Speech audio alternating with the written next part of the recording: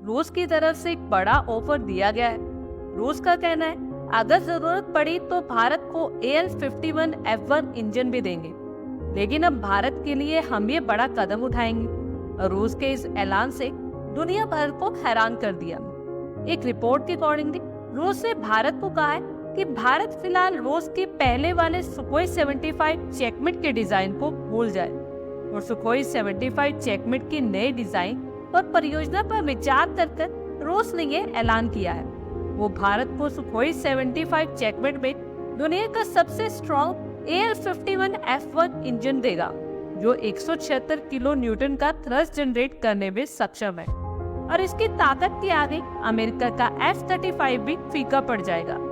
वहीं भारत को सुखोई 75 की टेक्नोलॉजी देने के अलावा भारत में SS-75 का मैन्युफैक्चरिंग सेंटर भी बनेगा, यानी कि इसकी पूरी प्रोडक्शन लाइन ही भारत में सेटअप की जाएगी। इसकी स्पीड 1.8 मैक है और 3000 किलोमीटर तक तबाही बचाने की ताकत रखता है। ये फाइटर जेट 54,100 फीट की ऊंचाई तक उड़ान भरने में सक्षम है, साथ ही 7.4 टन पेलोड ले जा सकता है।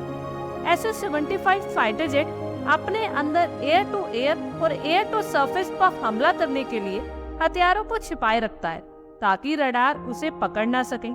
इसे AI से लैस किया गया है ताकि पायलट को मदद मिल सके। वही भारत में मैन्युफैक्चर होने से ये फाइटर जेट और भी सस्ता होगा। रूस का दावा है कि एक सुखोई 75 फाइटर जेट की कीमत 3 से $3.5 करोड़ के बीच में हो। ये विमान उन देशों के लिए बहुत ही सस्ता है जो रडार की पकड़ में ना आने वाले 5th जनरेशन के स्टेल्थ फाइटर जेट को बिना ज्यादा पैसा खर्च किए खरीदना चाहती है। यानी कि एक तरीके से सुखोई 75 रूस का फाइटर जेट होकर भी इसकी पहचान इंडियन फाइटर जेट के तौर पर होगी। और ऐसे में देखा जाए तो टेक्नोलॉजी भी भारत को और उत्पादन भी भारत में। कहने का मतलब ये है कि पूरा का पूरा फाइटर जेट भारत का। ऐसे में रूस का ये ऑफर भारत के लिए अब तक का सबसे बड़ा ऑफर है, क्योंकि अभी तक अमेरिका हो या फ्रांस, ये लोग असेंबली लाइन स्थापित करने में भी सालों से सिर्फ बातचीत ही कर रहे, लेकिन रूस ने तो असेंबली लाइन छोड़ो भारत में पूरा का पूरा उत्पादन करने का ऐलान कर दिया। रूस के SS-75 चेकमेट के भारत में मैन्युफैक्चर करने के ऑफर पर आप अपनी राय कमेंट बॉक्स में शेयर करें।